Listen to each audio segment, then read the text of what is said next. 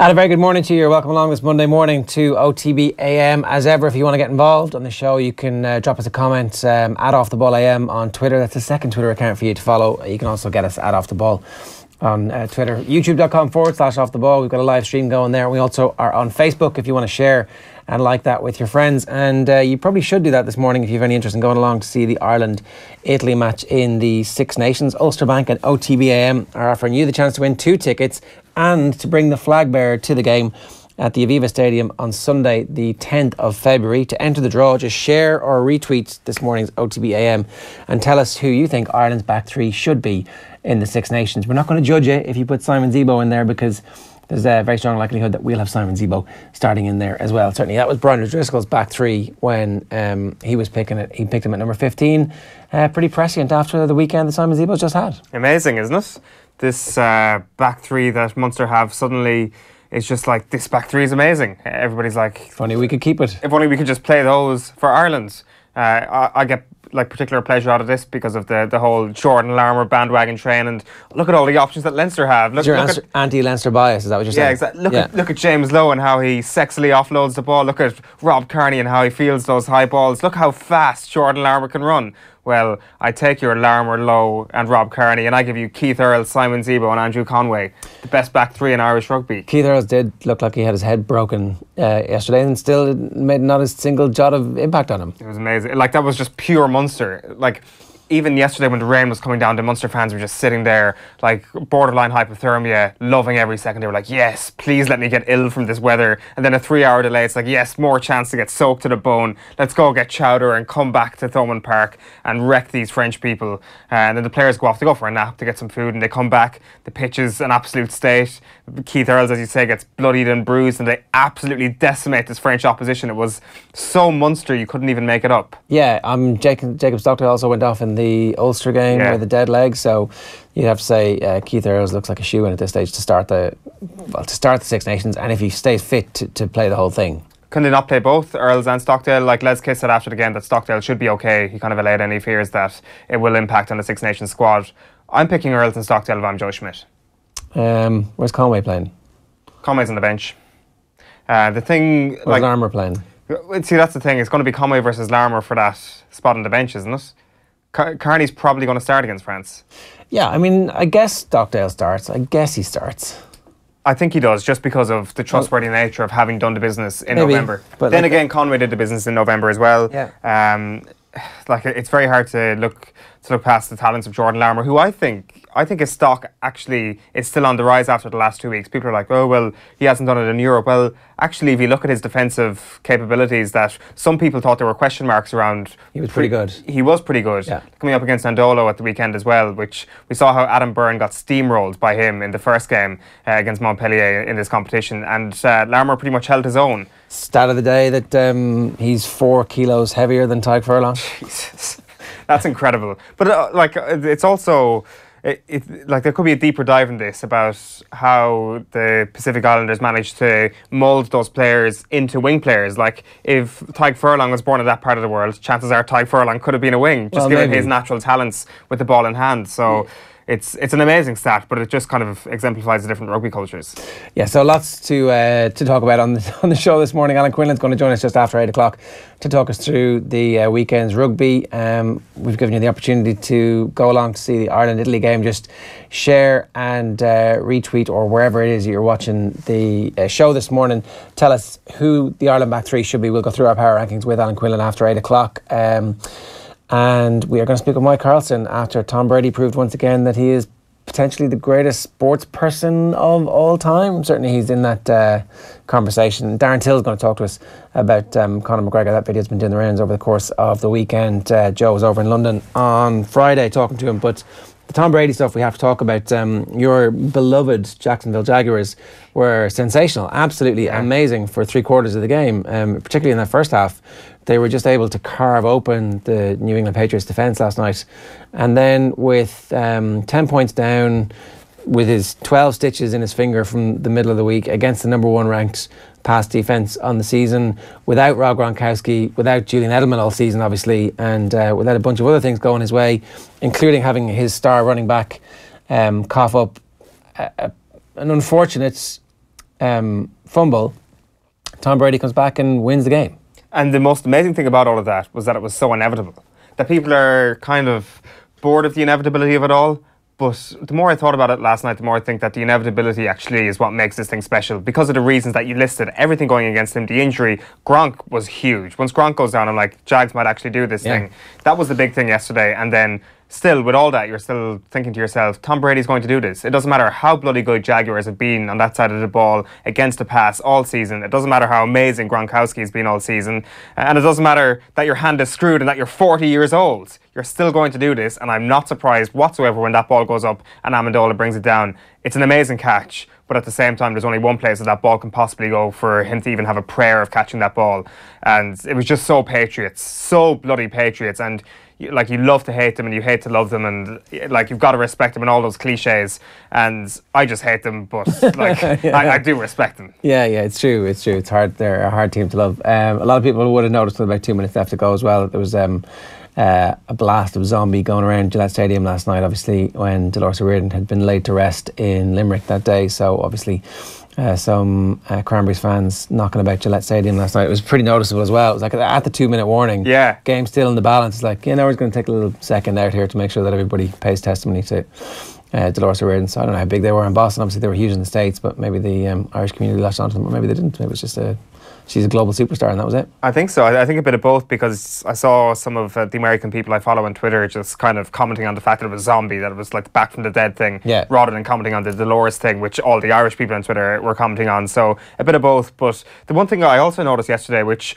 to somebody who watches a lot more NFL is probably completely obvious, I've never noticed it before, the decibel counter. That's the first time I've seen it as well. It was just kind of ticking at around 102 point something. You have to assume that it's like pretty low for most of the season, because it's like, oh, we're going to win the Super Bowl again, yippee-doo. But actually when it gets to like these big games, and it feels like they're so good that they kind of need to put themselves in a bad situation to get turned on by the game. It's like that's the life of being a fan of an unbelievably successful franchise like that. That it does take till this part of the season, first of all, to actually get to that volume, and then to do it in a dramatic way, like going 10 points down to Blake Bortles and the Jaguars.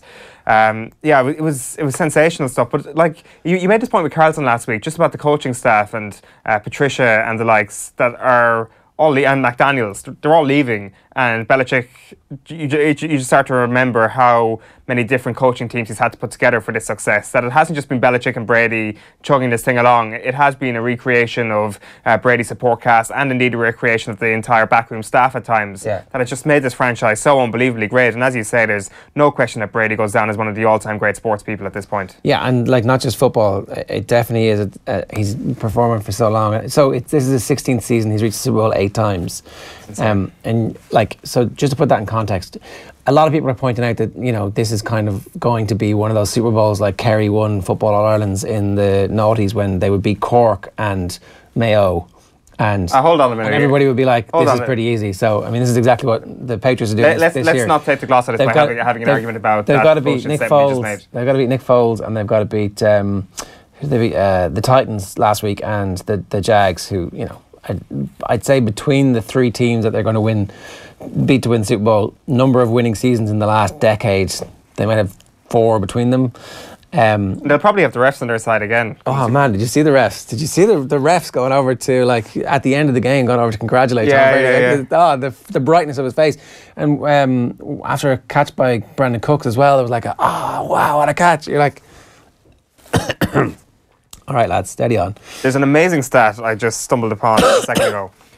Patriots were called for 1 penalty last night. It was ridiculous. The fewest penalties called on one team in a playoff game since the 2011 AFC Championship game, when the Patriots were also called for just 1 penalty in a win over the Ravens. Like, I don't want to say there's a conspiracy going on here, but I'm just, that one particularly with, who was it, in the corner, Brandon Cooks. They called for pass interference. I can't remember. It wasn't Ramsey. Was it Ramsey? There was one that was okay because he pulled him around the neck. That one, or was it a different one? No, the one to Brady's left that goes deep. And Tony Romo, in fairness, in commentary, say no, they got the correct call, the refs. But I'm not sure about that. I don't think so either. There was definitely a bunch to, and also the the fumble should have been allowed to be carried. If it's a fumble, it should have been touchdown. The whistle actually did Jacksonville out of that potential pick six. So, like they can point to a few things like that, but ultimately Brady would have done it anyway. There was still plenty of time on the clock. If it would have just delayed the inevitable. It's hard to know. It is hard to know. Certainly, like, this is going to be one of those great achievements of his career, but we'll see if people do take a bit. Anyway, I was joking about it being a handy All-Ireland for them. I mean, it is a pretty handy All-Ireland or Super Bowl for them, and what Kerry were at in the noughties when they would never beat Tyrone or Armagh in their pomp to actually win those All-Irelands. Well, you'll find that they did beat Armagh en route. When? What year? 2004. Did they? Yeah, I think so. The end of Armagh. The Armagh team was finished. No, that Armagh team came back pretty well, didn't they? If you recall, 2006, 2005, those games against Fermanagh not beat them one of those years. They did. I mean, come on. Fermanagh were a good side. They got to an All-Ireland semi-final in 2004. Yeah, they're a great side. When one of their guys got flown by helicopter to his own wedding, remember, after... I remember that. Yeah, that's why that team was famous, by the way, not for the quality of the football that they actually played. I'm pretty sure Fermanagh people will have a lot and the All-Irelands notwithstanding. The one thing about American football at the minute is that there is obviously a salary cap, although who knows what Tom Brady's getting paid by off the books. TB12 associated. He did thank his weird trainer in the aftermath as well. So he got 12 stitches in his finger, but the trainer managed to pour some electrolyte water over it, and boom, he's ready to go again. Didn't feel any pain. It's a weird trainer. That's probably the best way of describing him. What's his name again? Alex Guerrero. Guerrero, sorry. Right, let's move on because we'll talk a bit more about this with Mike Carlson at around about 8:45 this morning. Keep your comments rolling in for us. Tom Brady's arguably the greatest, not just QB, but sports athlete of all time, says Craig Clifford. Yeah, Brady was something else in the fourth quarter last night. Glad I didn't stay up for the second game, says Conor Whelan. I didn't stay up either. We should mention that the Eagles completely killed the Minnesota Vikings. Nick Foles, it turns out, is really good at playing quarterback in clutch situations, even when he's under pressure, which everybody thought he couldn't do. Now, he's very good for 1 week. Let's see what it's like in a fortnight's time when the Super Bowl happens in Minnesota, where do the Vikings fans automatically become Eagles fans, or do they hate them so much now for absolutely mullering them? I'm not quite sure. Completely one-sided. It was like 30-something-7. Yeah, despite the fact that Vikings went 7-0 up with their first drive of the game, then the Eagles just completely killed them. But Foles is definitely the quarterback you want against Brady, but you're picking from a bad bunch. When you got down to the last where you're like Bortles or Keenum or Foles, you're probably thinking to yourself, Foles is probably the steadiest of that lot. Maybe not with the biggest upshot like Keenum can bring, but in terms of a steady quarterback, low error rate, Foles is who you want. Let's bring you through the newspapers this morning.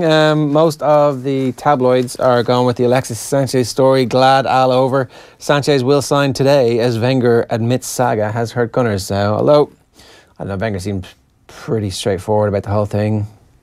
The finance, Man United have their own money. They can spend what they want. They make their own money, unlike other clubs, obviously. Up for James is the James McCarthy, his double leg break. And over the moon, this is the best story about Irish football in a long time, until, of course, he ends up getting poached by England. Ireland youth cap Michael Obafemi made his Premier League debut and said, this is just the start. He did miss a sitter, says that he's a bit nervous, and next time he won't miss a sitter. But born in Ireland, went to live in England as a young man. Played Ireland in the 19s. The type of person who now gets tapped on the shoulder and says, come on, play for England. Yeah, unfortunately, so I think that's what's going to happen. So I don't know what we want to happen here. Do we want him to have a really bad run of luck with Southampton, get out of favour with the manager, Pellegrino maybe get sacked soon, and he's back down with the reserves, then Ireland cap him at under 21 level in a couple of years, and then suddenly it's like, just come into the senior panel. Martin O'Neill shows up at St Mary's, just play one game. We've got a friendly against Oman next week, and he's on the pitch. Friendlies don't count though. And then when he's on, did it not count? No. Oh, sorry. That's why I was wondering about the Nations Cup.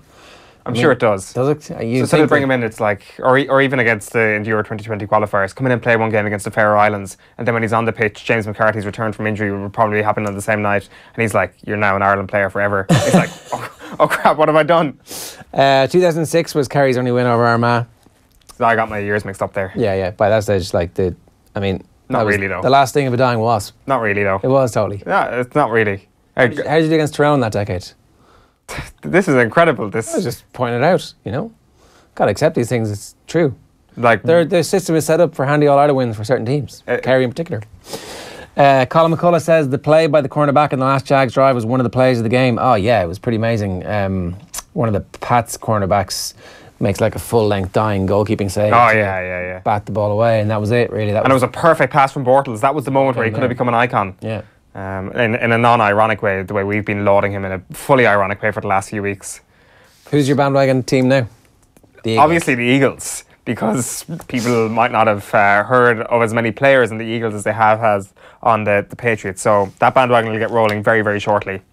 I may show you some of the other back pages this morning. Munster is being carried everywhere. What's the story of yesterday? And we'll start with the Irish Independent. Earl's Keeper of the Flame.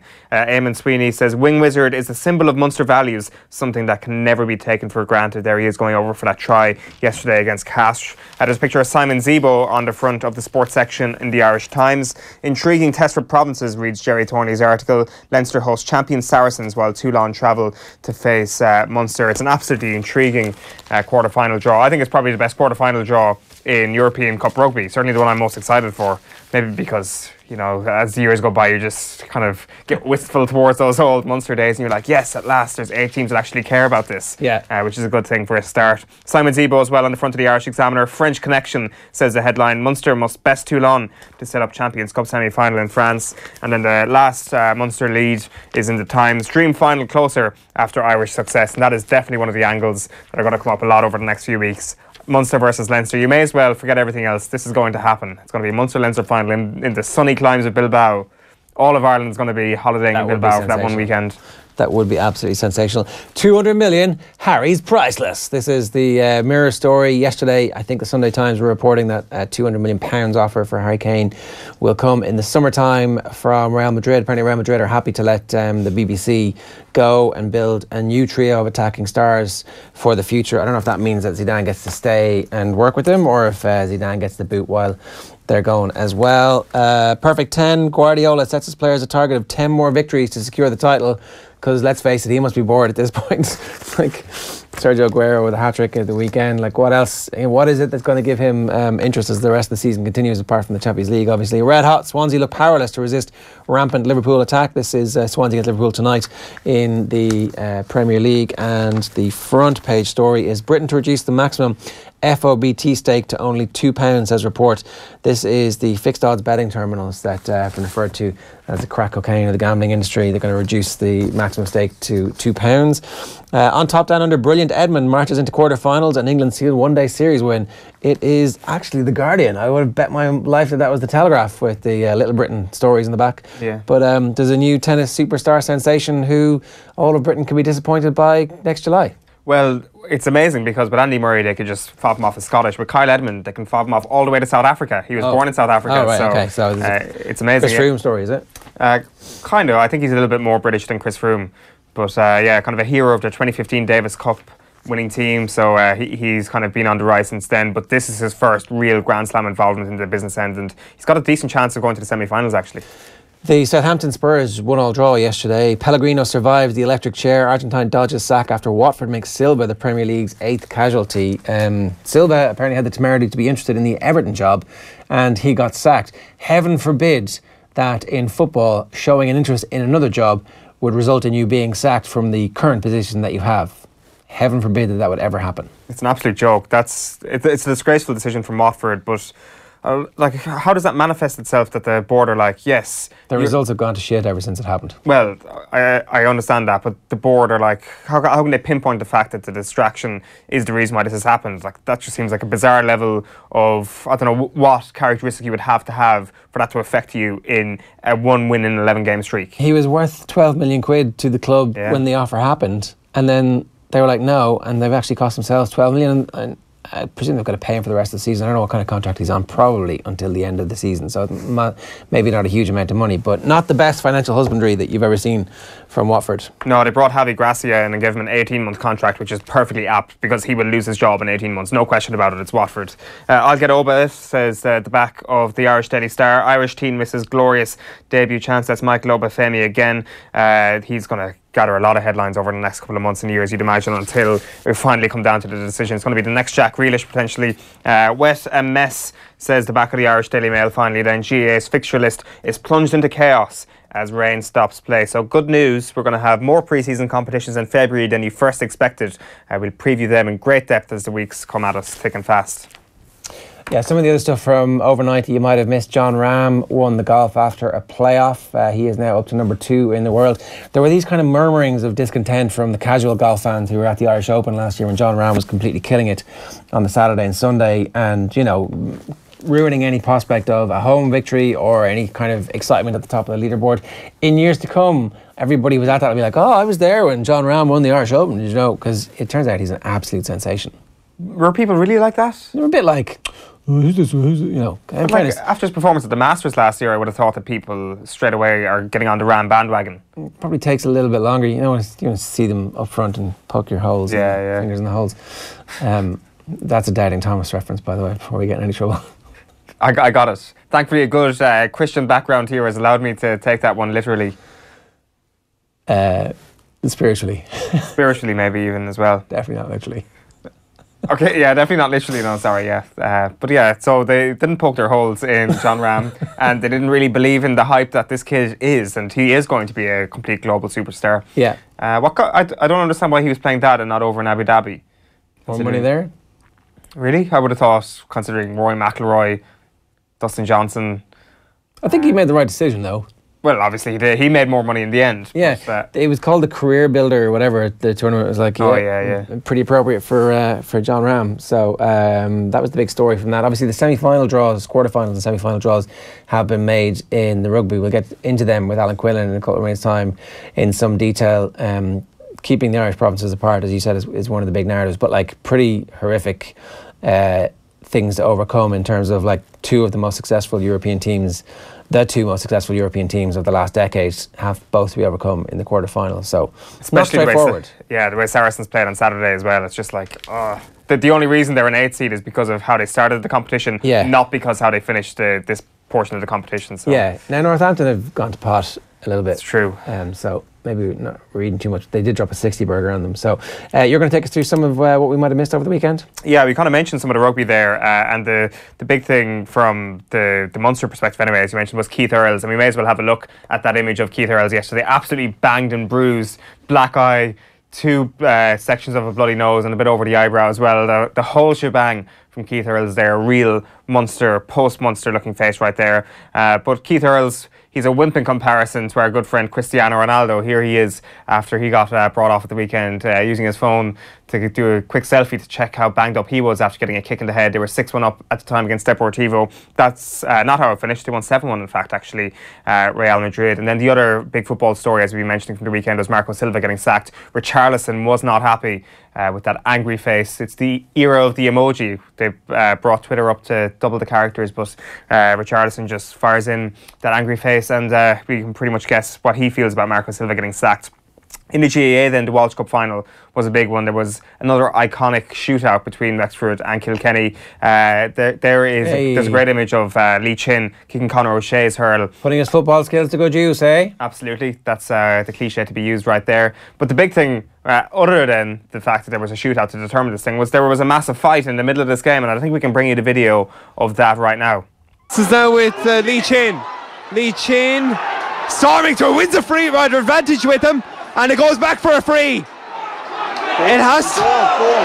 Oh, there's an argy-bargy of epic proportions now. Oh, the referee can blow his whistle, but there's a lot of hurls flying, and yeah, it's not good. You wouldn't want to lose a player. We were going well with playing Kilkenny with 14 men. Well, sure, you can see it on your screen there, really. You don't really need to explain it. Look what's going on here in the middle of the field, though. It's one-on-one stuff there in the middle. And now the focus of the earthquake moves to the centre of the field. Yeah, so now you have all players there in between the 45-metre and the 65-metre lines. So I don't know, how would you draw that to conclusion, Ronan? I don't know, really. Well, sorry, one thing first of all, the goalkeeper has come all the way out to get involved. Well, then again, I see a lot of players have got involved, so I know it's only nitpicking, but yeah, look at that. I'd say the most is going to be a yellow card for each side, but I mean, there's yellow card, yellow card for... You must be a fortune teller, Ronan, yeah? Yeah, so that scrap yesterday, Brian Cody ended up being sent to the sidelines blamed one of the Wexford players for shouting and bawling at the referee. And when Cody was asked, you know, what did you say? He was like, the linesman said, I'm going to put you out. And Cody said, you will not. And then he got put out. And that's all he said, apparently. So, Alan Quinlan, good morning to you. Good morning. How are you? Very good now, yeah. A little bit tired after yesterday. Yeah, long day, yeah. Good day, though. Those 4 hours obviously had no impact on anybody from Munster's perspective. Not from Munster. Cast, I think. If I was a Cast player, I was saying it beforehand. Number one, the weather. You're kind of out of the competition at 1 o'clock kickoff. You have a small chance. It's put back till 4. You now know you're out of the competition because Racing beat Leicester. Mm-hmm. And I even spoke to their assistant coach, G.O.A.T, forwards coach, and he said to me, well, it's a pity now because we're kind of out of it. Yeah. And I was like, yeah, that's the mentality before the game. Now, to be fair to them, to Cass, they kind of stuck at it and they were trying to play, but conditions completely changed. The pitch was transformed from what was there at 11 o'clock or 10:30 when I got there. There was floods everywhere, and so they were able to play a little bit of rugby, but you know, Munster were patient, I think, and that was probably the key, particularly after half-time.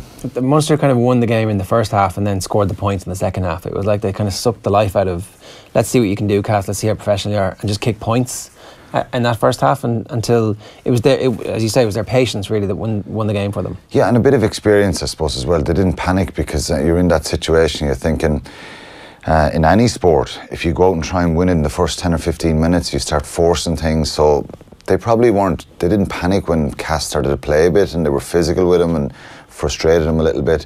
So I think there was a belief and a composure there that, look, it probably takes 60, 70 minutes to do this, and that's the way it panned out.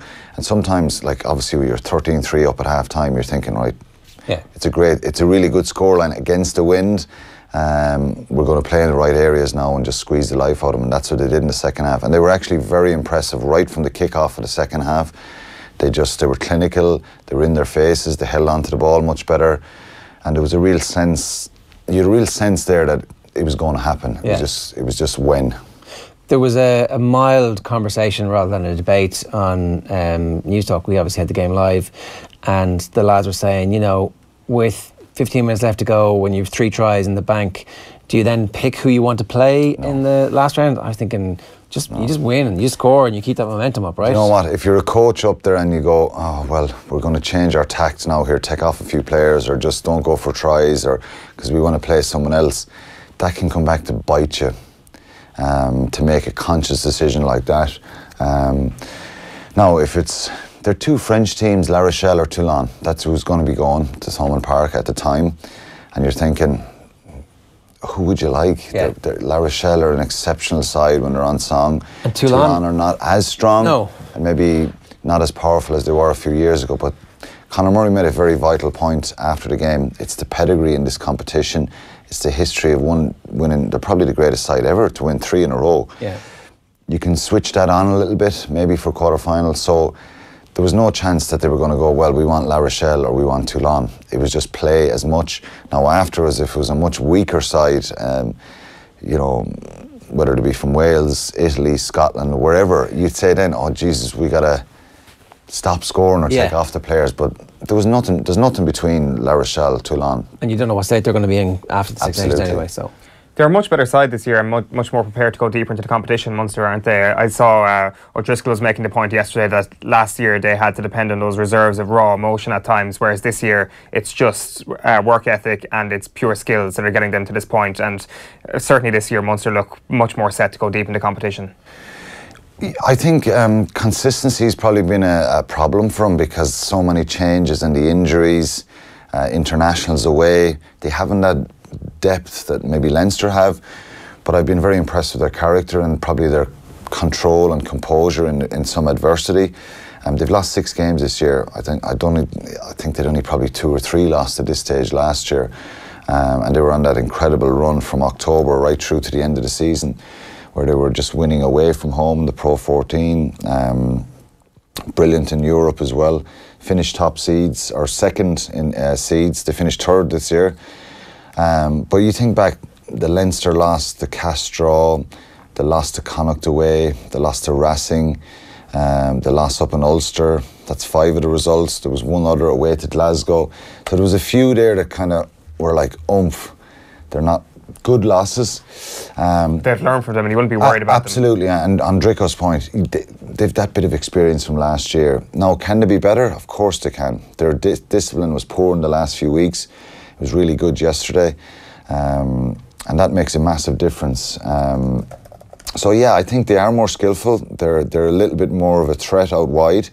They're missing G.O.A.T from midfield, but I think Chris Farrell has been superb for him, and he's starting to get better.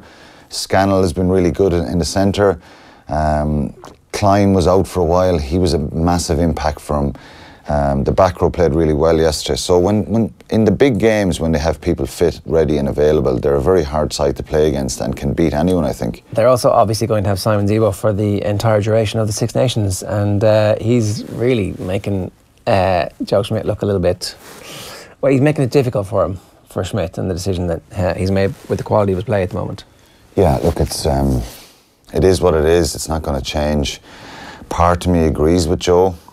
Because you want to try and keep the players at home and you want them to make that decision that they want to play for Ireland. That's what you have to do, is to stay here. But then when you see his performances, you think you'd love to see him still involved.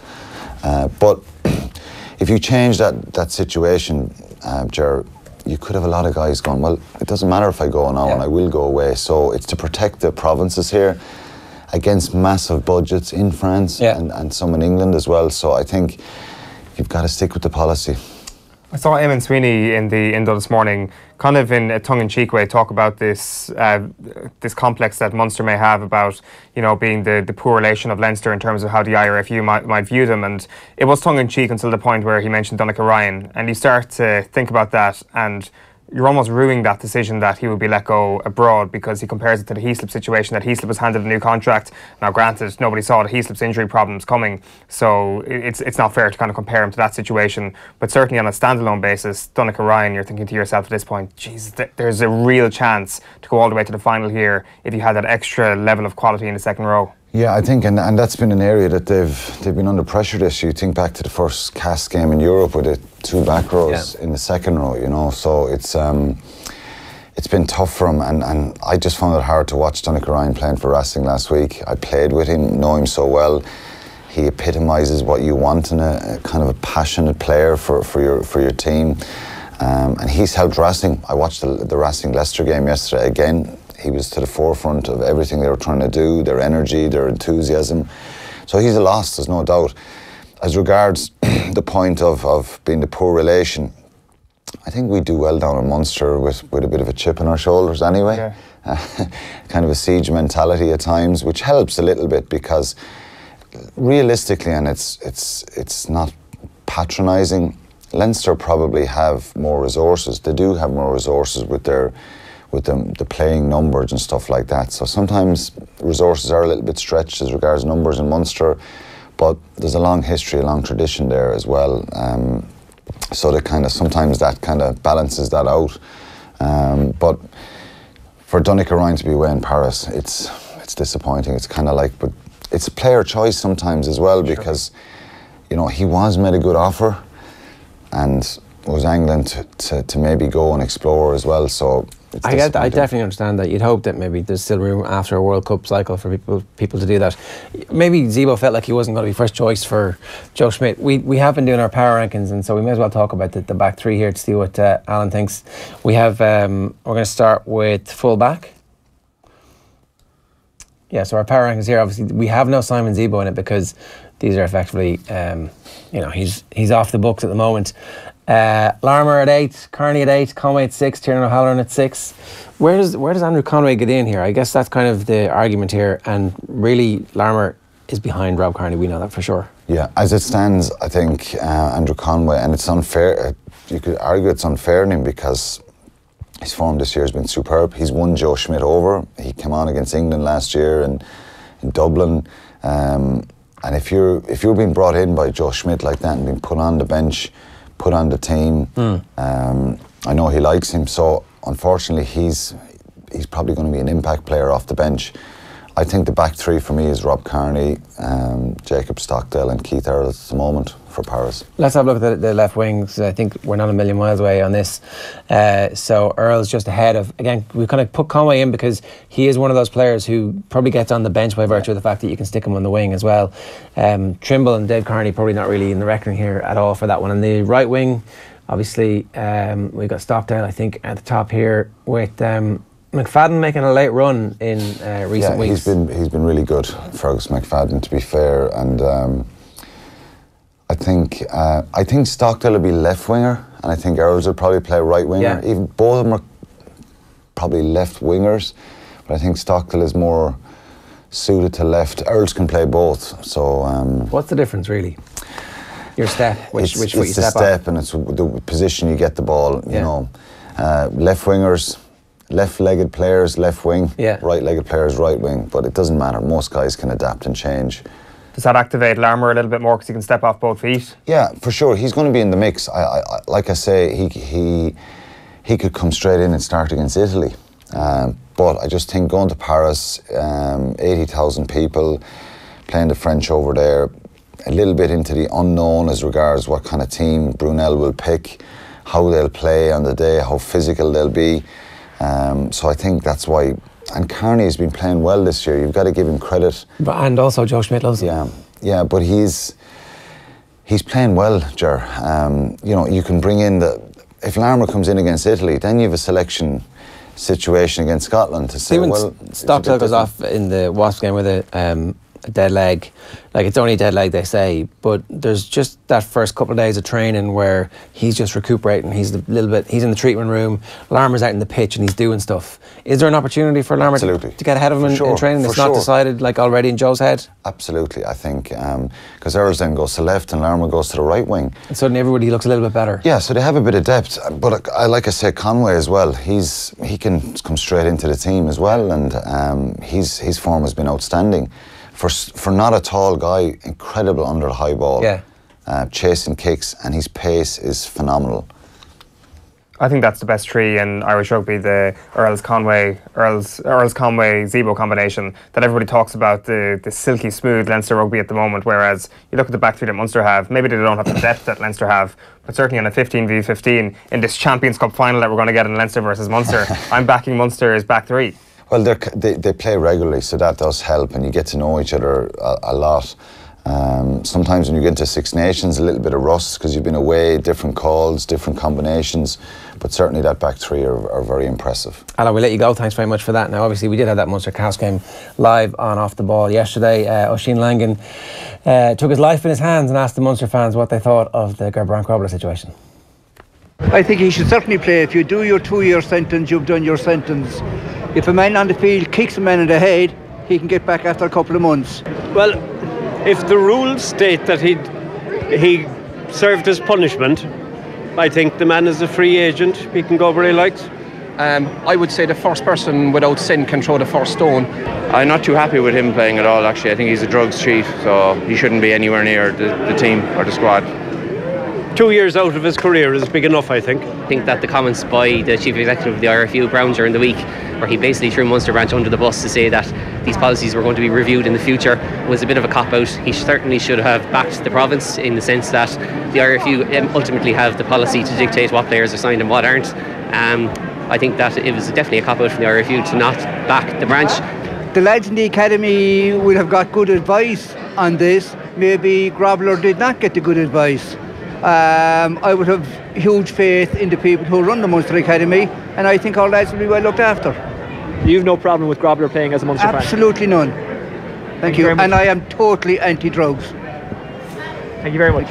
There you go, the view from some Munster fans around Thomond Park speaking with Oisín Langan. Now, we are running a competition at the minute. If you want to have the flag bearer for the Ireland-Italy game in the Six Nations, our friends at Ulster Bank have made that dream a reality for one lucky winner of our competition today. All we're asking for you to do is like and share our stream wherever you're watching it, wherever you're consuming it, on youtube.com/offtheball, facebook.com/offtheball, or twitter.com/offtheball, and tell us who your back three would be for the opening game of the Six Nations, and you'll be in with a chance of winning. And we'll announce the winner before the end of the show at 9 o'clock, so you've got about 20 minutes for that. So before Quinny came in there, we were bringing you some amazing commentary and amazing pictures from Wexford versus Kilkenny in the Walsh Cup final at the weekend. Things got even better after that fight though, because there was added extra time, and then we got the shootout, the 65-metre free kick, 65 fire or 45 fire off. We call the football one. The 65 shoot off is what we're calling this one. Sure, there's a lot of credit to be taken out of this, regardless how it goes. Come on, Conor. Conor McDonald off the right. It looks good from here, to be honest. It's over the bar. Now this is Leicester Ryan, is it? Leicester. No. Oh, we have a chance. Now, that's the first miss for Kilkenny. So after 3 shots, it's Kilkenny 2, Wexford 1. Now we have Jack Guiney. He was introduced just a few minutes to go, just to make sure that he'd be here for this one. Come on, Jack. He bends, he lifts, he moves, he strikes. He's a good one. I think it's good. Yes. It gets a nod. 3-2, but now bear in mind it rests on this one, and this is going to come. Yeah, Alan Murphy has been. We still have a chance. We surely do, yeah. So Alan Murphy, this to maintain his side's lead, with his third pointed, looking into the stand. He's bending, he lifts, he strikes off the right. I think it's wide. It's wide. It's wide. It's level. It's all square in this free shootout. Are we going to extra time in the shootout as well? Well, it's sudden death then. Mark Fanning. That's a good one to finish it, isn't he? I can hear about the game in normal time and extra time in terms of saving and pulling a shot from Walsh out the bar. Mark Fanning's been immense in this game. Surely has. And it'd be only suitable if he got the winner. So Mark Fanning looking into this. He takes it quickly. Lovely. What a score. What a brilliant score. We have a 1, Mick. We have a 1. Okay, the Kilkenny has hit it, but I suspect we have this one. Wow, okay. We're really putting their colours to the mast there now, with John Walsh about to take this one. John Walsh, this, if he misses it... No, he's not going to score, Mick. He's not going to score, I guarantee you. Right, okay. If he misses it, it's over. It's Wexford's victory. If not, it goes to sudden death. You're going to win in dancing. I'm sorry, he's a backy bud. Oh, big roar against him. He fouled it. That's it. Wexford won it. He fouled it.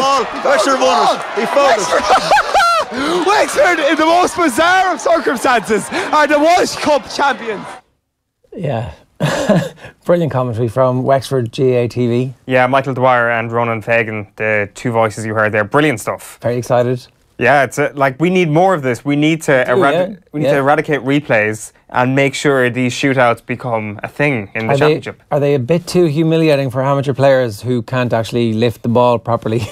Well, they're inter-county players. That was a good theme of the Sunday papers yesterday in terms of Joe Brolly and Colm O'Rourke's column, certainly just giving out about the basic inability to kick the ball over from 45 metres in the O'Byrne Cup semi-final last week. I think that people are just working on fitness at this time of the year, and if they were allowed to play big matches all summer, they'd be able to kick those. At the end of the summer, if those two teams played again, having played 8 or 10 matches, as opposed to doing all the training that they've just been doing, then their skill levels will be much higher. I think that everybody needs to just calm down a little bit. It's January. The trajectory in terms of the skill levels in the summer and here in January aren't that much different. Fitness levels, the differences are probably big. But are you honestly saying that at the top level, football has not improved in terms of its skill sets in the last decade? It has absolutely improved. It is beyond... I'm not saying that at all. If anybody ever watches those matches from the 80s and 90s, the notion that lads were kicking the ball with pinpoint accuracy is a lie. It's absolute nonsense. But I did not say whatsoever that skill levels have disimproved. So, go on.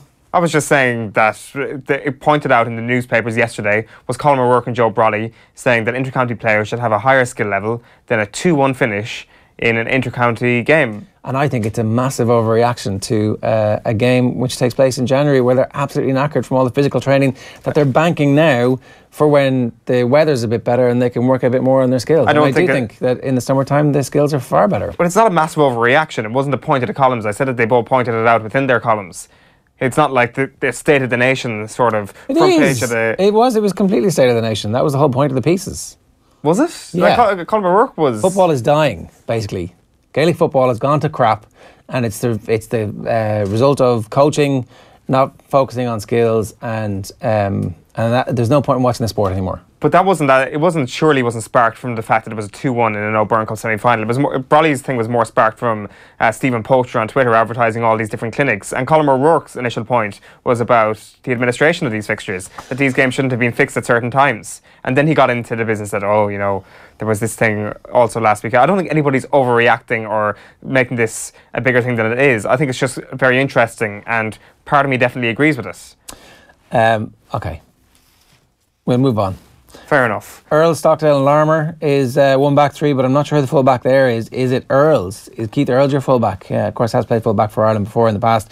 Sam says 11 Earls, 15 Conway, Larmour 14. Kearney, Earls and Stockdale, says Donna Malone. Brian Murphy says it should be Zebo, Earls and Stockdale, but unfortunately our best full back and the best full back in Europe is not being considered.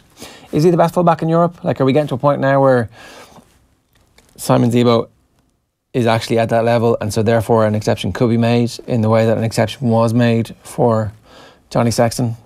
It's a good point. I mean, it's hard when you make an exception for Sexton that you then go, you can't have an exception.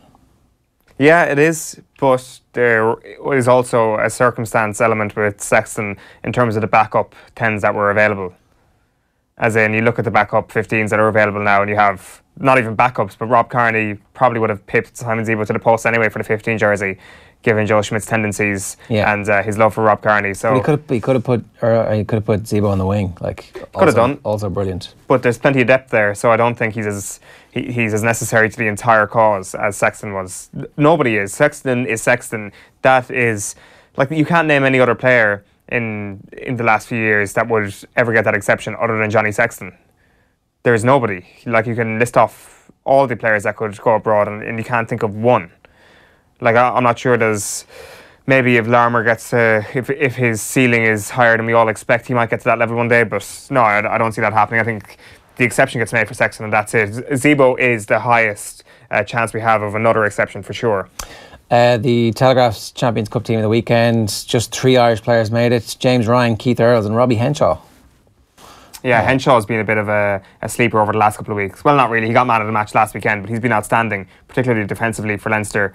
And there was some question marks earlier on in the season about his performances, but I think he's rubbished all that over the last 2 weeks. Sean Cronin got man of the match in the Leinster-Montpellier game, and I mean, him being back in the squad didn't really make that much of a ripple. I guess the fact that he was dropped in November was a far bigger story. The fact that he's back in suggests that maybe Schmidt is just like, that's how he's using his pool of players, keeping people on their toes and saying, look, you're not guaranteed your place, up your game. The game gets upped, he gets back in. That definitely is a bit of a message to everybody. Yeah, for sure. Like, you look along that front row then as well, and you look at Dave Kilcoyne as well going off injured yesterday, which was a bit of a blow to Schmidt. Maybe it was only for the Italy game he would have been used, because I think with everybody fully fit, it's going to be Healy and McGrath at one.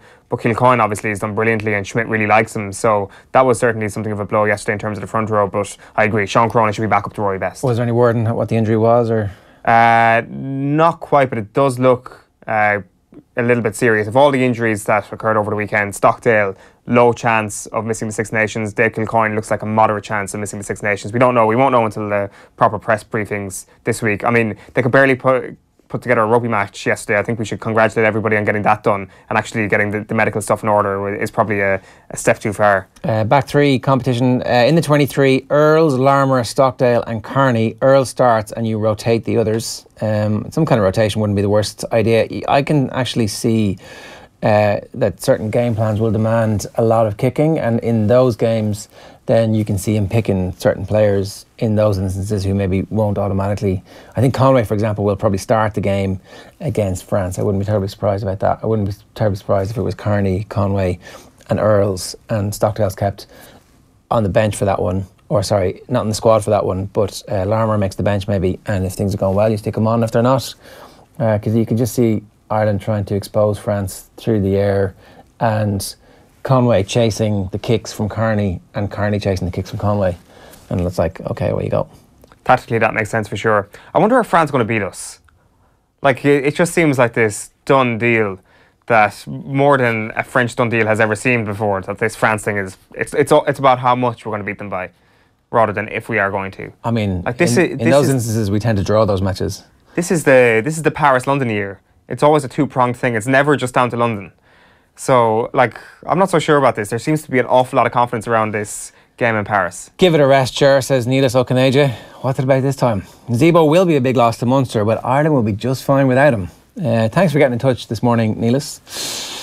Loads of stuff coming through on the American football. I'm going to speak to Mike Carlson in a couple of minutes about that. Should Bernie be in the squad now that he's coming back? Asked Richie Quaid. Yeah, of course. He should be in the squad. It makes no sense that he's not in the squad at this point, given the form that he's in. He's been absolutely sensational, so stick him in. Absolutely. We may as well go through some of the other stories from the weekend. We mentioned the Walsh Cup final between Wexford and Kilkenny. A load of those provincial games got called off. Waterlogged pitches everywhere, and as I say, some of those pre-season competitions are even going to move into next month beyond the FBD League controversy. There was one game that FBD League, it was Mayo Sligo this weekend. Mayo won it, but it was a complete dead rubber. In the All-Ireland Club competitions then, in the quarter-final of the senior competition, the Carlson were up against Fulham Irish, and they had a pretty comfortable win there, 318 to 114. Here is a picture of Dockery, there he is, Hurl Dockery and Curfin's Colin Brady. Karate kick there from Colin Brady right to Dockery's head.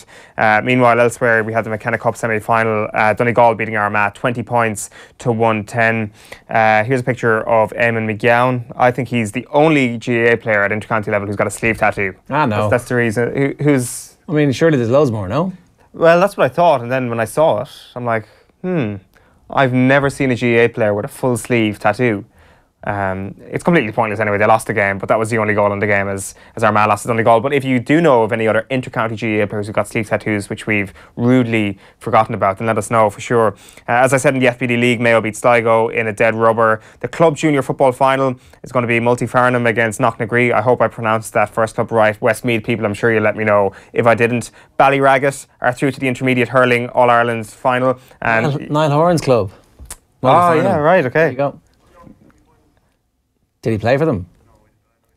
He never played for them. He's not a true Gael, Niall Horan. More into his golf. Feathered through to the junior hurling All-Ireland, but as I said, the big one, Ballyraggett through to the intermediate All-Ireland. I wonder what will happen. The infamous Ballyraggett. The infamous Ballyraggett beating Turin at the weekend. You mentioned the golf. John Ram doing the business on the PGA Tour. But in my opinion, the European Tour was where it was at this weekend. Here's a picture of the leaderboard if you missed the scores. Rory McIlroy doing pretty well. Carded a 70 though yesterday, which really lessened his chances of going the distance. Tommy Fleetwood is just in unbelievable form at the moment, finishing up on 22 under after an unbelievable 65 yesterday. Then in the racing yesterday, Gordon Elliott with an amazing day. He had a 4-timer at Thurles, a 545 to 1 chance coming through. Denaria Des Obo winning the Grade 2, the big race there was a mare's novice chase under Jack Kennedy. Jack Kennedy rode 2 of the other winners at Twafield and Pete So High, and then Davy Russell rode Elliott's other winner, Dortmund Park. You didn't have money on that, did you? No, none of these. Only if you had connections to Gordon Elliott's camp that might have been able to tip us off. But at the same time, it was Thurles with absolutely insane conditions. The fact that it went ahead of Thurles yesterday is amazing in itself. It's a good weekend for Willie Mullins as well. He didn't travel over to Ascot at the weekend, but Undersow has become the first horse to win the Clarence House Chase 3 times now. It's the 8th Grade 1 win for the horse. I know it's a bit early to be looking at, well, it's not really, it's perfect time to be looking at some Cheltenham odds. He's now the favourite by many bookies, Undersow, for the Ryanair hurdle. The owner, Eddie O'Connell, confirming there that the Ryanair is where Undersow is going to be entered in for Cheltenham for sure. In the snooker, good weekend for the Irish as well. Mark Allen, the Northern Irishman, beating Kyron Wilson yesterday to win his first Masters title with a 10-7 victory at Ali Palace. It's 40 years since Alex Higgins won his first Masters title, and so I guess you got that kind of full circle of Northern Irish snooker talents. But you look at Mark Allen's trajectory in this competition and who he had to beat. He had to beat Ronnie O'Sullivan and John Higgins en route to the final. The final lasted 5 hours and 14 minutes. So a mammoth final, 10-7 to Mark Allen, winning that. 200 grand sterling for the winner. Exactly. So a nice little payday for him. We'll be keeping an eye out for the World Championships in a few weeks. Big weekend in the UFC as well. UFC 220 at the TD Garden. We had the heavyweight championship. It was Stipe Miocic defending his title. 5 rounds, all judges voting in his favour. It lasted a bit longer than his recent victory. He seemed to have knocked everybody out within the first round. I think in his last 3 fights, Francis Ngannou was the guy he beat this weekend in a pretty entertaining fight. And then finally, we may as well just round up on the tennis as it's still developing at the moment. Djokovic is 4-1 down actually, and Chung has an advantage in the first set. So that'll be a very interesting development if he was to get knocked out. He is on the side of the draw with Thomas Berdych and Roger Federer. Federer and Berdych have yet to play in that one. No, sorry, Berdych and Federer do play each other. They play in the quarter-final, and then Djokovic is up against Thiem or Sandgren. Tennis Sandgren is his name. Yes, his name is Tennis. He's from Tennessee, but he's not named after Tennessee. We established this before we came on air. His name is actually as a result of his great-grandfather's name, who is also tennis, but who was not from Tennessee and who never played tennis. So we will do further investigation into Sandgren's first name. It's tiger parenting by the great-grandfather who decided that the nominative determinism would be the grandfather. He failed, obviously, to become the tennis player that he wanted to be, and they've passed it down 2 generations later, and here we go. We've got a tennis player called Tennis. Absolutely. Tomorrow morning as well, I know you're going to be watching us, but on another screen you can have Nadal versus Cilic on. You've also got Dimitrov versus Kyle Edmund, who we were talking about at the start. The South African, there he is, a South African-British starlet. If he wins tomorrow, he's British. If he loses tomorrow, he is South African. And then in the women's tomorrow morning, we've got Suarez Navarro against Wozniacki, Merton against Svitolina. And then on Wednesday morning, we've got Kerber against Madison Keys, which looks like an absolute cracking match. And then Halep or Osaka against Strikova or Pliskova on Wednesday morning as well. So the things are heating up in the Australian Open with some brilliant quarter-final ties on offer. Okay, we're going to talk American football in just a minute. If anybody wants to get in touch with us, you can tweet the show here at Off the Ball or at Off the Ball AM on Twitter as well. And a pretty amazing night of American football. We'll get to that in just a couple of minutes' time. Some of your comments coming through about that. We'll share that with Mike Carlson too in just a moment. Colin Kaepernick is back there. His name was being taken in vain by some people on Twitter last night, saying that maybe if one of these teams had actually gone for Kaepernick, i.e. the Jags, who knows what would have happened. I think we can go to Mike Carlson. Good morning to you, Mike. How are you? Okay, how are you, Ger? Yeah, pretty good. Myself and Owen made the wise decision not to stay up for the Eagles-Vikings game. So we might start with that, because I guess that's what most people will be waking up this morning wondering what the hell happened. And it was a complete and total rout. The Eagles absolutely killed them. Yeah, it really was. And it was the kind of game that you could hang around after halftime just to see what would happen early on. But when they scored in the third quarter, it was definitely over. The Eagles got off to a good start, which is crucial in these kind of games, because by getting the lead, they forced Minnesota to be a bit more one-dimensional. And they didn't really want Case Keenum to have to win the ball through the air, which was kind of a common theme for at least 3 of the teams, we thought, coming into the playoffs. Chris Long, who last year played for the Patriots and won the Super Bowl, and the year before played for the Rams with Nick Foles, he actually was the key guy in that first quarter. He hit Case Keenum as Keenum was releasing a pass he probably shouldn't have thrown in the first place, but he has that habit of throwing balls up for his receivers to make plays. And so the ball didn't get there. Patrick Robinson intercepted it, ran it back for a touchdown. And then when Barnett caused Keenum to fumble, Long recovered the fumble, and the Eagles then made what was probably the play of the game. On a 3rd down and long, Nick Foles somehow escaped the rush and hit out Alshon Jeffrey with a very long pass, 53-yard touchdown. And it was Foles looking like a veteran. He looked like the quarterback he was with the Eagles in the first Chip Kelly season, when he threw 26 touchdowns and only 3 interceptions. It was all very controlled. He dealt with the rush really well. Keenum didn't deal with the rush so well. And the Eagles, it's kind of overlooked right now, but the Eagles also were able to run the ball very effectively early on against Minnesota's defense, which is tough against the run. And Minnesota wasn't able to do that. And of course, once they got down by 21-7, they couldn't do that. They couldn't afford to run the ball very much. They had to start throwing it. And that's when you make a team one-dimensional, they become easier to beat. I see Colin Kaepernick's back, and you were probably offering him a job with somebody. Yeah, the Jags, maybe. We'll get to them in a minute. Just before I go any further, so last week we obviously saw this amazing emotional outpouring from the Vikings with the last-second fluky but also kind of genius miracle at the end of that game. Is it just impossible to come down off a high like that and then go and try and beat up a team as physical as the Eagles? In the regular season, you might be able to go back and coast through the next game, but this is knockout, a championship game where you've got to try and do exactly the same thing again. Yeah, and that's one of the things people tend to overlook. You know, this is playoff football, which means that every team you're playing against is a good team, and when you get to this stage, they should be very good teams. And in fact, Minnesota, Philadelphia, and Jacksonville were 3 of the top 4 defensive teams in the league. So there aren't any easy outs there. But I saw a stat somewhere that teams that had won playoff games on last-second walk-off touchdowns were 0-5 in the next game. And when you think of the difference in the ending of the two games, the Eagles won by stopping Atlanta in the last minute of the game on four plays inside the 10-yard line. And you could argue, I hate doing psychological stuff, especially when it applies to the whole team, but you can argue that, yeah, it's a hard thing to come back from. And for the Eagles, it's a great thing to come back from because you won it at home, with those big plays, not fluke plays, not one big play, but four really good defensive plays. And they were probably on a high. I think I was surprised that they weren't at least even or closer to even, given that they were at home and given how similar the two teams are. Minnesota had some advantages over them, but the Eagles had some over Minnesota. And it was an interesting week, too, because the over-unders in both games were really attractive. And in this one, it was 38.5 points over-under. And people were all jumping on the under, saying it's going to be a defensive battle. But I took the Eagles, which was nice because they were actually got good odds to win outright.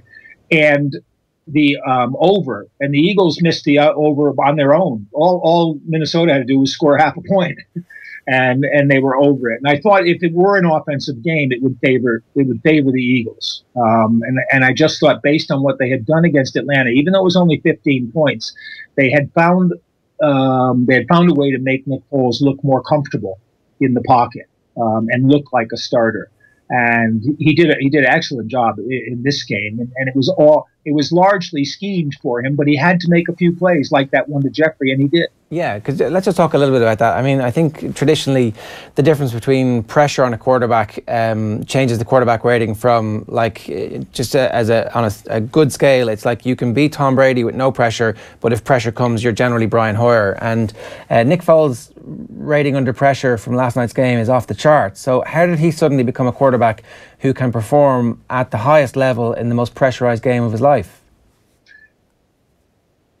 Chris Long speaking in his ear, telling him he could do it, and to forget everything that Jeff Fisher did to him in St. Louis was probably a part of it. But all he had to do, and people think, because he's tall and skinny, that he's immobile, but he's not immobile. And we saw that the week before, because what they were running was a lot of Chip Kelly style option plays where he had to move along the line and then watch what the linebacker did. And he basically kept his composure enough to make the kind of small moves that really good quarterbacks make. You can do the spectacular ones, the guys like Russell Wilson who can spin around, and then turn around and still see the field. But the key thing for Foles was he kept his eyes downfield. And it's so important for a quarterback under pressure. You can watch Tom Brady, and the moment Brady's head drops because someone's coming in, then he's going to just go down. There's almost nothing else that will happen. But as long as you're keeping your eyes downfield, you can see what's there to throw. And then that Alshon Jeffrey pass, he basically took one step and threw it with guys all around him. But that one step gave him just enough room to get that ball downfield. And he does have a good, strong arm. And he got that ball down there quickly and right on target.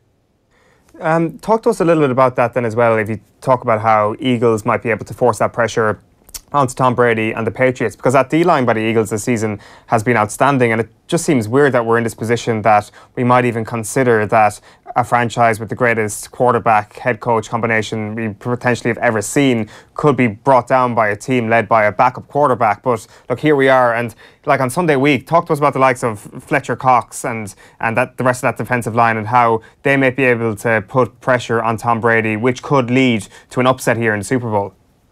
Yeah, I mean, we'll get to the other game, I'm sure. But, you saw what the Jags did to the Patriots for a half. And the Jags are a similar kind of fast defensive team.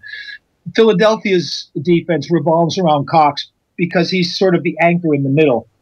And he's the kind of guy who can both absorb a couple of blockers, which gives more room for the pass rushers on the edges, but can also shoot a gap himself and rush himself. And they've got some good complementary guys with him, especially Tim Jernigan, who they picked up from Baltimore in the offseason. And Jernigan was an end on a 3-man line in Baltimore, but now he's a tackle in a 4-man line in Philadelphia, and it suits him much better. He's similar to Cox, but not as good. He can perform both roles,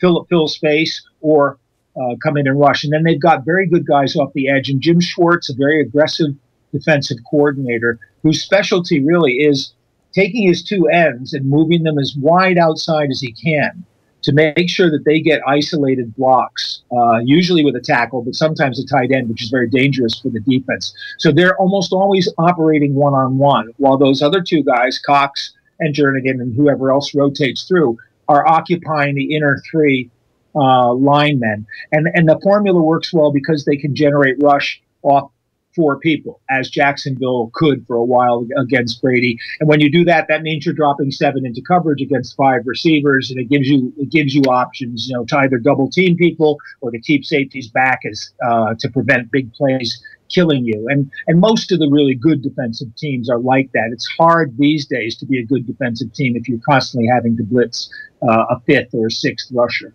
You mentioned Jim Schwartz, obviously part of the Bill Belichick coaching tree. He was part of that legendary staff that Belichick had at the Cleveland Browns before Cleveland ends up becoming the Baltimore Ravens. I don't know if this is one of those many subplots that we're going to see over the next couple of weeks, but certainly protecting Brady is going to be the main thing that people talk about when they're analysing the Eagles' chances. And there was just a moment in the first half where it looked like Brady got spooked. He kind of looked behind him and there was no one there, and it looked like he was about to go down before eventually he makes a yard before taking the sack.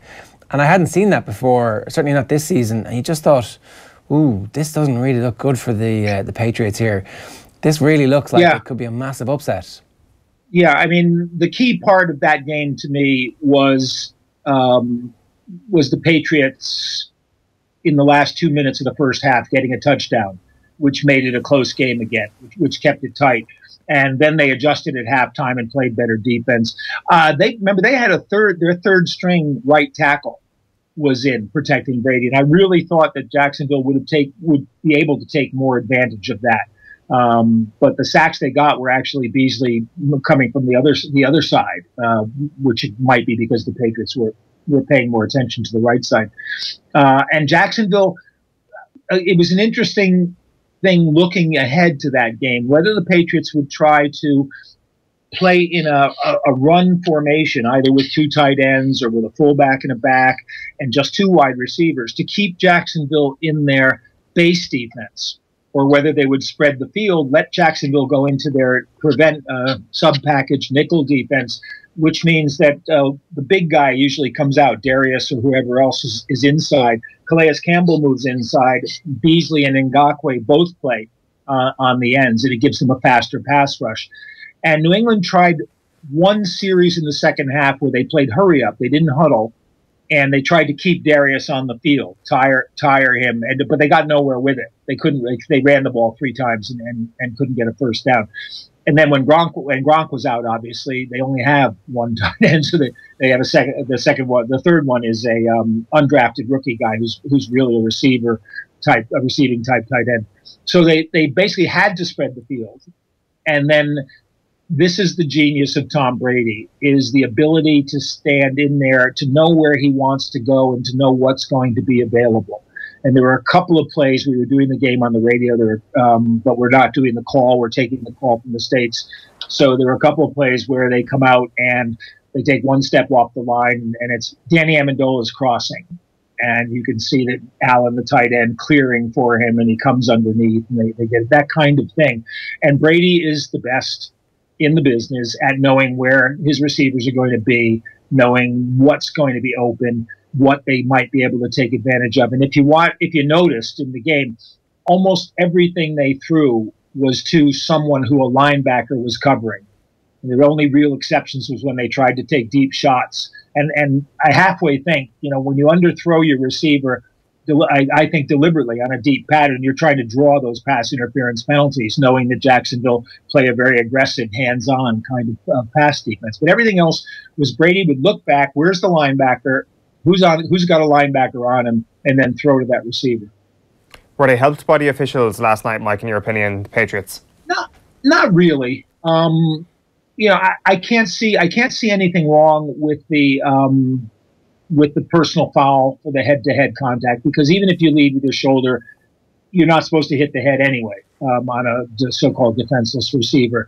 I would have called more pass interference penalties, because in the old retired, the old college receiver kind of thing, I like the old rule. The rule says you can't touch the guy. And the way the rule's interpreted is, well, you can touch him as long as you're not gaining, quote unquote, an advantage. Well, how can you not be gaining advantage if you're holding the receiver's hands down? Boyer was complaining about the officiating after the game. And there was a beautiful shot of a pass they threw to Cooks down the middle of the field. And he was double covered, Boyer behind him, and I think it was Ramsey, or it might have been Gibson coming up on the other side. And Boyer's got his left hand in and wrapped around, or his right hand wrapped around Cooks' left arm, literally hooked. But you can't see it except unless you're the camera in the end zone. The officials couldn't see it. Which is great pass defense, but you're getting away with one. And on the Gronk thing, he was actually tackled before he got hit. Gibson was on the ground; he had fallen down, and he grabbed him by the ankles and pulled him over. The one call I think that went against the Patriots, and they only had one penalty, and I think they were probably lucky to dodge a holding call or two, but then. So was Jacksonville. Was that fumble by Dion Lewis, which the more replays I saw of it, the less it looked like a fumble. It was the kind of play that if it was a pass, it would have been ruled an incomplete pass. But he was running with the ball, so failure to complete the run when he hit the ground isn't really cause for a fumble. No, his knee was on the ground. It looked like that was clear. Yeah, it looked pretty clear. The error was compounded when they actually blew up, when it looked like Miles Jack was going to take it in for a touchdown. Just on the first half, what we saw in terms of the play calling from Jacksonville was absolutely sensational. Their fourth string running back suddenly looked like an absolute genius. TJ Yeldon looked like he was free in space. They were using Fournette in different ways, and they were very aggressive. In the second half, it was pile Fournette into the line of scrimmage and hope that somehow he manages to find a hole. Is that a psychological thing, or is that the halftime adjustments being made by the Patriots that shut down all that space? Yeah, it's a little bit of both. They come out with the lead and they become a little more conservative. But Fournette was gaining constantly up the middle in the first half. They were getting him at the line of scrimmage. He was still getting 4 yards. And the idea with Fournette is eventually he's going to break one big game. When they can't stop him.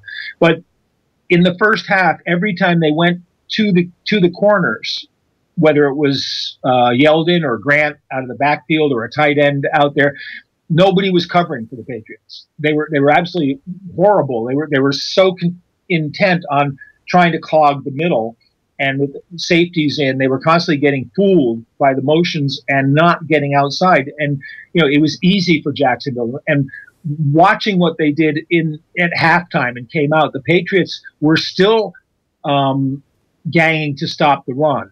Malcolm Brown played a whole lot more, I think, in the second half than in the first. But they brought Lee in on the edge, and they made sure that their linebackers were getting to the outside. So if Chung was going to get caught inside, which he did a couple of times on big plays by Jacksonville, a linebacker was going to be outside so that they weren't going to be able to turn that corner. And that, I think, was the biggest adjustment they made. And in the second half, you just saw, as the pressure came up, you just saw Blake Bortles make a couple of bad throws. Open receivers that he just couldn't hit. He overthrew slightly. It's a fine line, and Brady misses throws. Brady comes back and makes one when he has to. That's kind of the big difference. And even the last play, that ball goes a bit higher, and it might be a completion to D.D. Westbrook and not Knox. I mean, Gilmore wasn't beaten as clear, as thoroughly as they might have said, because he was running along, but he was behind Westbrook. So if you lead him with a high ball, Gilmore doesn't get that. But those are the kind of inches things that decide those games. You've mentioned already that 2.5 minute period before half-time last night, which I thought was possibly the most vital stage of the game. And you mentioned the Patriots touchdown. There were still 55 seconds left in the half when the Jags have the ball in hand and they just kneel the half out. And you're starting to think to yourself, well, Nathaniel Hackett's come up with these really good plays to get Blake Bortles up the field, simple throws or just running the ball. And surely if you're going to beat the Patriots, you get one shot at it. You've got to trust a quarterback in that situation. And 55 seconds is enough time to get up the pitch, albeit how difficult it is, especially when Blake Bortles is your quarterback. But still, you've got to be trusting your quarterback in that situation, no? Well, Nick Foles did it in the exact same situation with less time, actually, at the end of the first half in their game, and they got a field goal out of it. Which was crucial. Yeah, I was saying the same thing off air, but screaming. How can you do this? The game's not put away. It's as if, and I don't think it was Nathaniel Hackett. I'm sure that came from Doug Marrone. We don't want to take a risk. We don't want to hand them the ball. But you put yourself into a lead. You've got a chance to add to it, and by sitting on it, you're almost saying we don't want to risk playing against your defense in a tight situation, and I think on both levels that doesn't work. They were moving the ball well. They didn't need that much yardage to get into field goal range. They didn't have to do anything crazy. I agree with you completely. It was a stunning moment, and it probably cost them one way or the other. It might not have cost them the game, but it certainly cost them in terms of how the balance of the game went. Now, in the back of their mind is obviously we're going to get the ball to start the second half, but what you're saying applies even more in that case. Put 3 on the board now, and we come back in the second half, and even if we only get 3 on the first drive, it's as if we've added a touchdown to the score.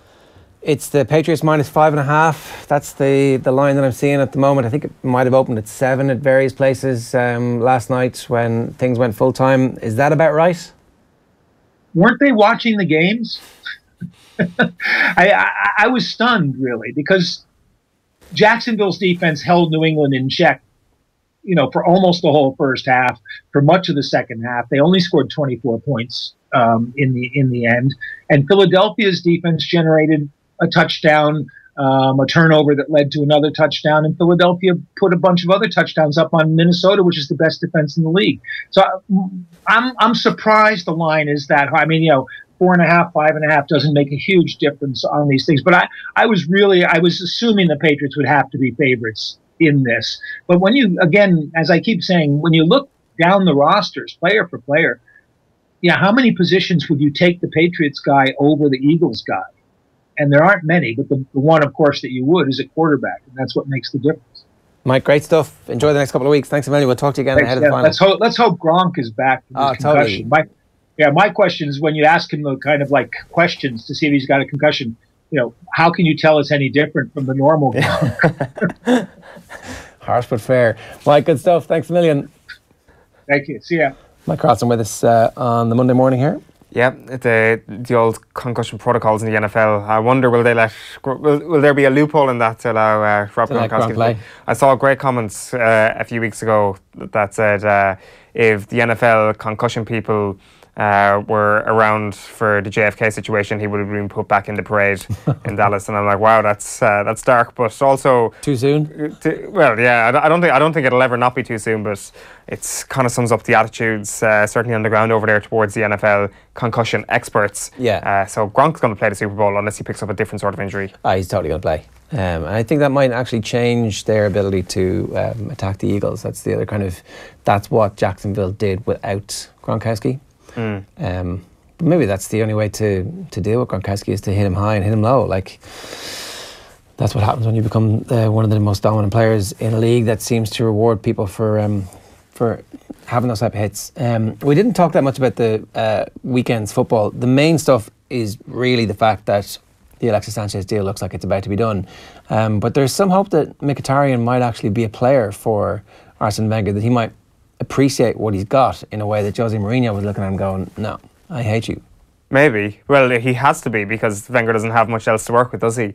Wenger's quite keen on him coming. Like he's mentioned it in a lot of the interviews. He's been quite open about the Mkhitaryan pawning here. And I see, I think it said O'Hara in the paper this morning making the point that this kind of trading of players is going to become more prevalent in this era of football where money just doesn't matter, where you will need these chips to get yourself some very, very good moves between the top teams. And I think it's a very true point, because I think the Virgil van Dijk transfer, if it showed us nothing else, it showed us that money doesn't matter anymore in football, but humans do, and the trading of football players could become more prevalent. Mkhitaryan, I think, is a good addition to Arsenal squad, but clearly the net profit is a loss. When you lose Sanchez and gain Mkhitaryan, you lose. There is no winning here. If Mkhitaryan was like 5 years younger, but they're the same age. Like, if you were getting a player who you were going to have the next 5 years of his career, and you kind of had that guarantee that this was going to be something that you could develop and mould, build a team around, then you'd have some confidence. But yeah, no, I don't think there's any confidence in Mkhitaryan bringing Arsenal to a level where they could sustain a top four. So Aubameyang apparently is not quite a done deal, but no. The Arsenal chief executive is over there in Dortmund trying to negotiate that deal and get that done. Yeah, well, good for that member of staff in the Arsenal backroom team who's finally putting some of their job title and salary to good use. I'm not quite sure why Sven Mislintat isn't the guy over there doing it, because he actually signed Aubameyang for Dortmund. He signed Mkhitaryan for Dortmund. That he should just go and do this thing, because this is his little pet project. And I hope it works for Mislintat, because he's put a lot of pressure on himself. Wenger can easily just point to him and say, no, it was this guy who signed them, if things go wrong. And there is a chance that things go wrong. I'm not having Aubameyang whatsoever. Why aren't any other clubs in for him? He's a formerly top-level striker who was linked at one point with Real Madrid. Why has he gone off the radar so much that Arsenal are the only team in Europe who want him? This is the kind of central tenet of Moneyball, is that you find value where others think that there's none. And this is the only way that there's room for Arsenal to compete at the top level. They've got to take the cast-offs and the... Signing Oleg Luzhny could have been perceived as Moneyball because nobody else wanted him. Maybe the realism is nobody wants him because they're crap. Maybe that was the whole premise of Moneyball, that Billy Bean signed a lot of players that were actually terrible, and he just got lucky that they happened to be less terrible than he thought. It's the notion, as opposed to that you're seeking value where others can't find it. And I think that probably is the only way that Arsenal can compete now, right? Yeah, but has Wenger not been doing that all his career? Has he not been moneyballing his way into a sustainable top four level all the time? Yeah, and it really worked when he rescued Thierry Henry, Patrick Vieira, Emmanuel Petit. I mean, he had the golden touch there for a little while. How did he manage to unearth all those unbelievably terrible players from these lesser-known clubs like Juventus and AC Milan and Inter on the Milan? Bench at AC Milan. He goes over to the Italian lower leagues, into the depths of Sicily with his chisel, starts looking, oh, look at that little boy running around in poverty over there. What is his name? It's Thierry Henry. He's in the bloody San Siro watching him playing Serie A football. Of course he was going to be able to find some sort of talent there. But completely out of position and no confidence, and he turned him into one of the greatest strikers in the world. Pushed him from the winger into a more central position. He did the same with Theo Walcott, and that was only because Walcott was asking for it.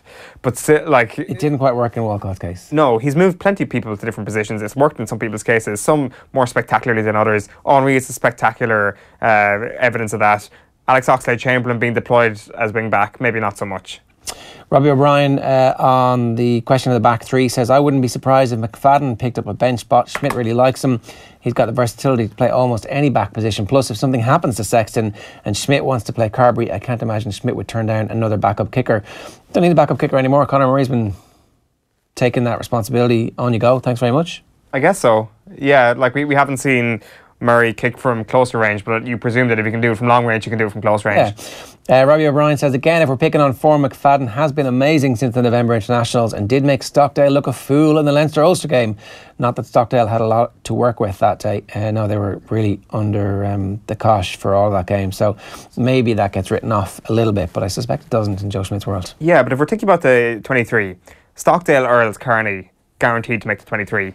Then you've got one or two positions left. Is Stockdale guaranteed? You think he's starting? I think he's starting. I think he's guaranteed to be in the 23. No, if he's not starting, he's not in the 23. I suppose he's not versatile enough to be in there. So you're going to have Conway or Larmour on the bench to come off and cover all three positions. And maybe Larmour McCann is the option off the bench, because if what Quinlan was saying there about the stepping off the foot, then he can cover both wings, because he can step off both feet, which is key, and he can obviously play full back really, really well. So yeah, it's a fair point. I think Stockdale starts if he's fit. I think it will be Stockdale, Earls, Kearney. Then you've got one position left, and does McFadden get in there? I think it's kind of unfair to boot him out of the squad because he's been so good recently, but I don't think there's any place for him. Okay, some good stuff to tell you about coming up this week and tonight. Indeed, Off the Ball on the radio, back tonight from 7 o'clock, Monday Night Football. The football show with Kevin Kilban, and the Swansea-Liverpool game kicks off at 8 o'clock. Live reports across the show on that. Tomorrow we're going to bring you an interview with Mayo star Sarah Rowe, who is of course also an Irish soccer star and has the world at her feet at the moment. Can pretty much pick between a scholarship in the States, season at home with Mayo trying to win an All-Ireland, or heading to Australia to play in the AFL. Things have worked out pretty well for her. Before all that though, here's a clip from Joseph Conroy's interview with rising UFC star Darren Till, who was speaking at the launch of EA UFC 3, which is out on February the 23rd. Here he is talking about Conor McGregor and whether or not he'd beat him. We're going to start off with a gaming question first. Okay. So you get your copy of the game, you undo the wrapper, you've checked out your own stats and everything. Who's the first fighter that you're playing as and why? Khabib.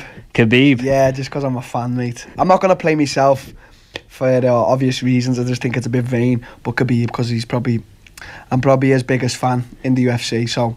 And who's your opponent going to be for that first Khabib fight? I'm sure a lot of our Irish UFC fans be interested to know. Maybe Conor or maybe Ferguson. It's either one or the two, innit? And if it's Conor, what's your strategy going to be? Take him down, put pressure on. Conor's good, but I think if you put pressure on Conor, he gasses. I think he's got a bit of. If he has got a downfall, I think his downfall's in the cardio department. But yeah, that's what I'd do. But I'd have to watch out for the left hand, because I feel like if he plugs it on anyone, they're going to sleep. Yeah, well, you know, he's circled around 170 every now and then. You're making waves up there yourself. Could you ever see that fight happening? Yeah, definitely, 1,000,000%. And what would the approach be? He wouldn't be able to stand with me, would he, mate? He's good, but how long would you give him? I don't reckon Conor would last more than a round. I really don't.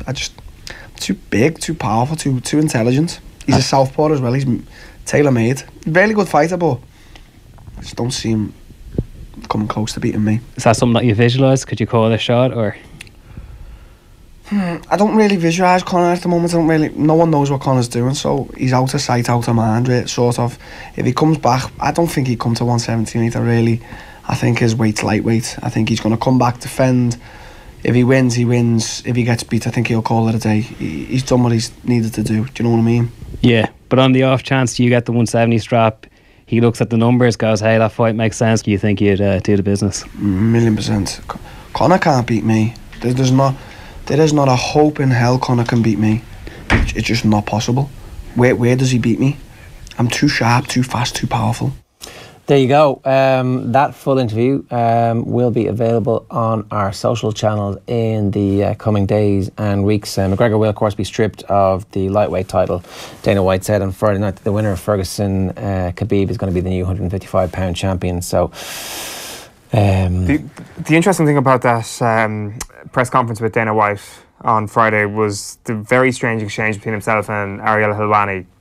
So Helwani, like Dana White basically in the press conference doesn't use the word stripped, which is the buzzword, everybody is using that for the headlines. Then Helwani questions him naturally, is there a reason you are not saying stripped today? White says, no, there is no reason. Helwani, so has he been stripped of the title, yes or no? White says, did I say he's been stripped of the title? Helwani, no. White, next question please. What? So he is being stripped, but just not officially with the word stripped. Is there some legal nonsense, do you think? Maybe Dana White's afraid of saying out loud that I'm stripping Conor McGregor of his title. That'll be a much bigger story and a better one, eventually. But his own personal relationship with his future business partner, current business partner. I'd say now, they don't need to be business partners anymore, do they? Maybe not, they'll go off in their own separate ways. Relationship's done. The official whiskey partner of the UFC. Maybe that kind of stuff. Maybe they want to stay buddies, who knows. Djokovic from 4-1 and 5-2 down is now 6-5 up. Yeah, Chung was serving for the set at one point there, and he bottled an absolute banker to go 15-love up in that game and hit the net, and since then he's kind of crumbled away, and Djokovic is not going to lose it from here, even though he hasn't even taken the first set, but I'm pretty confident in him. Courtesy of our buddies at Ulster Bank, we have 2 tickets and the opportunity to bring the flag bearer to the Ireland-Italy game at the Aviva Stadium on Sunday, February the 10th. And our winner this morning is Donna Malone, who entered our competition on facebook.com/offtheball. So well done to you, Donna. And thanks very much for getting involved in the show today. That's pretty much all we've got time for today. We'll be back tomorrow bright-eyed and bushy-tailed at 7:45 a.m. Stay tuned to our social channels across the day for more good stuff coming your way. And we'll obviously see you on the radio tonight at 7 o'clock. Until tomorrow, though, good luck.